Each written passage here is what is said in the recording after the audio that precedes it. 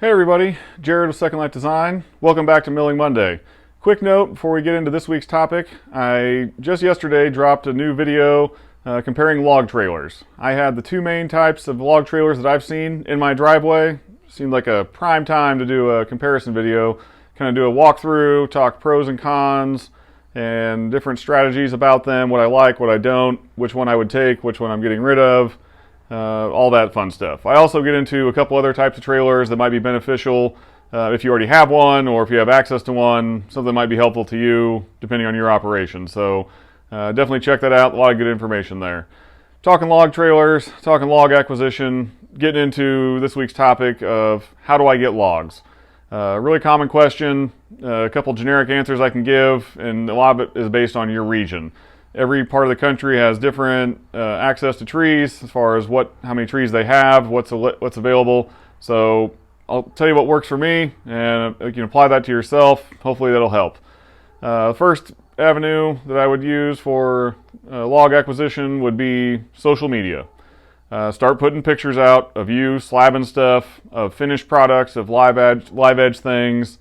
Once you kind of get to be known as that, once people see it, once they see you, the logs coming in and seeing you making things out of them, what can be done with them, you're going to get messages, you're going to get inquiries. It's going to happen. I've seen it from myself, from other people. Social media is very, it's everywhere. You can't get around it.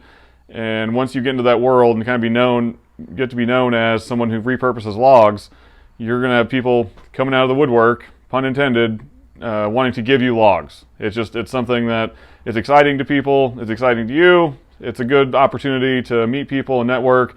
And once that kind of snowball builds, it's going to just take off, and you'll have a lot of logs.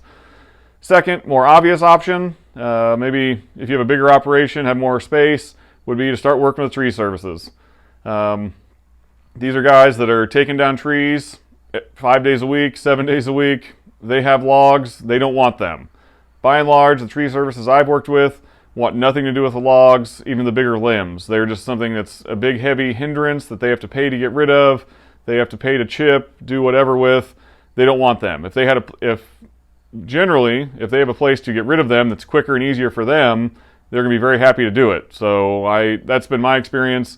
Tree services in your area might be different, where they recycle them or they're working with different sawyers to mill them, whatever. But contact the tree services, and that's an excellent avenue. That's the people who take them down. That's the people who are going to have the logs for you. With dealing with tree services, I will say you do have to move quick. Those guys they're a volume operation, and they get paid by the tree, so they take them down very quickly. If they call you and say, "Hey, I've got this tree coming down, I can drop it off to you," it'll be in 30 minutes though. You gotta be ready to say yes or no. That's just the way it is. You don't want to be a hindrance to somebody. So if they're going to bring it to you, or if they're going to leave it on the ground, you got to come and get it. Don't burn them by leaving it for a week or whatever. Just really kind of take care of that stuff and foster that relationship as much as you can, and it will pay off in spades. So tree services can be a great relationship. It's to the point now where I work with one tree service. He knows what I'm looking for. He keeps me in mind for things. He's helped me move bigger logs that I couldn't move, or when my trailer wasn't working. So it can be a great relationship to have. I would absolutely recommend that will pay off for years to come. Kind of one last note that I want to kind of touch on as far as log acquisition is, do I pay for logs? I do not. It's something I will absolutely, if someone has a tree coming down, a big monster tree with a couple logs out of it, and they want one of them, or they want a final piece from it, or they want, we need something to give to grandma. It was her house, and we want to get her a bowl or something. Absolutely, no problem. We can do that. But I've gotten contacted before where someone says, "Hey, I've got 4 walnut logs. I want $500 a piece for them," and that's not for me. There's definitely sawmills and sawyers that do. In our area, some of the Amish community, they have a lot of sawmills, and they buy logs like crazy, and they can pay top dollar for them. I can't afford to do that. I'm a small business. I have to keep my costs down, and honestly, I get so many logs for free that I don't really need to. I'm quite sure that I've missed out on some really premium stuff, but when I'm doing this, anything with the milling stuff is all money outlaid up front. You know, I'm the fuel to go get the logs, the trailer cost, the chainsaw cost, the time of not working in the shop. That's all money that I'm putting out up front. If I have to outlay $500 a log to then have it milled and then let it dry for 2 years to then maybe recoup that money back, I just can't do that. So that's my stance.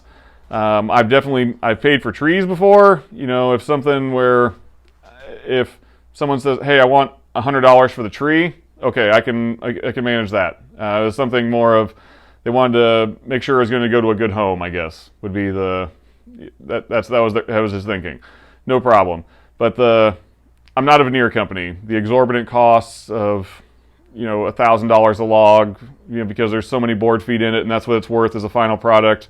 That's fine, but that's not for me. There's certainly buyers out there, but not a small operation like myself. So don't mean to take a negative stance on that and kind of a hard line on it, but that's just my thoughts, and it's something that I run into a lot. I even see, you know, I understand the homeowner wanting to offset their costs. You know, if a tree's dead, it costs them $1,500 to get it taken down. They want to get $500 out of the log or something. I understand it. It's just still something that I can't really get behind. There's just so many of them out there that it doesn't really necessitate it. You know, I haven't had a need to yet. If I really needed logs that bad, then maybe it'd be a different situation. But right now, there are so many just going to the chipper that I don't really have a need to pay for them right now. So maybe that'll change later. Any other questions or comments, leave them below. Any good feedback, let me know. Any other questions you want to hear for Milling Monday, some Milling Monday topics, let me know. If you can't get me on here, hit me up on Instagram at Secondlifedesign. I really appreciate all the feedback and support for everybody. Getting a lot of thumbs up and a lot of subscriptions. I really appreciate that. Anything else, let me know what I can do. Thanks, guys.